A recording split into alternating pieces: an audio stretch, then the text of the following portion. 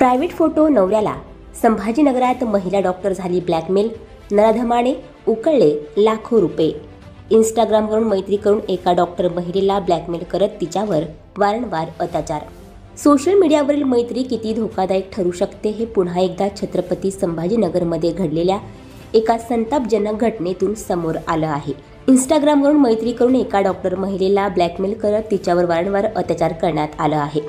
इंस्टाग्रामवर झालेल्या मैत्रीनंतर तेलंगणाहून आलेल्या तरुणाने डॉक्टर महिलेवर हॉटेलात नेऊन वारंवार अत्याचार केला। अश्लील व्हिडिओ व्हायरल करण्याची धमकी देऊन पैसे उकळले। हा प्रकार 23 ऑगस्ट 2024 ते 18 सप्टेंबर 2025 या काळात वेदांतनगर पोलीस ठाण्याच्या हद्दीत घडला। सी अमरनाथ वय वर्ष 27 राहणार नालंगोंडा तेलंगणा असे आरोपीचे नाव असून त्याला अटक केल्याची माहिती पोलीस निरीक्षक प्रवीणा यादव यांनी दिली। अधिक माहितीनुसार पीडित डॉक्टर महिला वय वर्ष 27 यांच्या तक्रारीनुसार जुलै 2024 मध्ये त्यांची इंस्टाग्रामवर आरोपी अमरनाथ याच्याशी मैत्री झाली।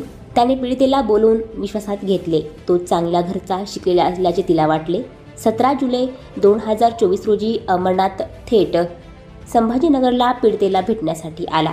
दोघांनी सोबत नाश्ता केला। त्याने गाडी खराब झाल्याचे सांगून तिच्याकडून 5000 रुपये घेतले। त्यानंतर दोघांचे फोनवर बोलणे होऊ लागले। पीडितेने त्याला ती विवाहित असल्याचे सांगितले होते। 23 ऑगस्टला सकाळी अमरनाथने फोन करून रेल्वे स्टेशन रोडवर भेटायला बोलवले। पाऊस सुरू असल्याने त्याने तिला तो थांबलेल्या हॉटेलमध्ये नेले। जेवण केल्यानंतर खोलीत नेऊन त्याने तिला पैशाची अडचण असून तू कर्ज उचलून दे, मी हप्ते भरतो असे सांगितले। त्याला पीडितेने मला पतीला सांगावे लागेल असे म्हटले। मात्र त्याने काही न ऐकता तिच्याशी लगट करत जबरदस्तीने शारीरिक संबंध ठेवले। पीडिता ओरडली, रडली, मात्र तिचा आवाज बाहेर गेला नाही। प्रचंड घाबरून ती घरी निघून गेली। भयंकर प्रकारामुळे तिला धक्का बसला होता। सप्टेंबर महिन्यात पुन्हा अमरनाथने तिला कॉल करून त्याच हॉटेलवर बोलवले। मात्र पीडितेने नकार देताच त्याने अश्लील व्हिडिओ फोटो तुझ्या पतीला पाठवून देईल अशी धमकी दिल्याने घाबरून पीडिता भेटायला गेली। त्यानंतर महिन्यातून 2 वेळा तो शहरात येऊन पीडितेवर अत्याचार करू लागला। एक वेळ तर तो थेट पाठलाग करत घरापर्यंत आला। त्यामुळे पीडितेने घाबरून पतीला सर्व प्रकार सांगितला।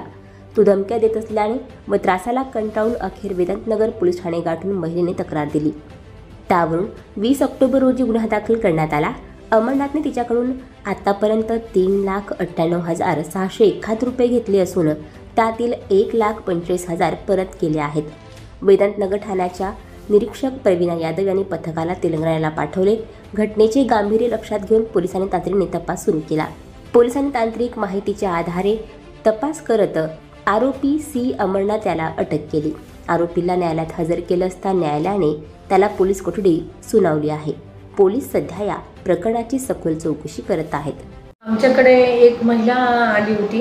त्यांनी जी आहे तर त्यांची एक इंस्टाग्रामवर एका व्यक्तीशी ओळख झाली आणि ती ओळख झाल्यानंतर जे आहे तर सदरचा व्यक्ती जो आहे प्रत्यक्ष म्हणजे तो जो व्यक्ती राहणारा होता नागार्जुननगर नालागोंडा तेलंगणा येथील होता आणि मग नंतर तो तिला जो आहे तर प्रत्यक्ष इथे येऊन भेटायचा।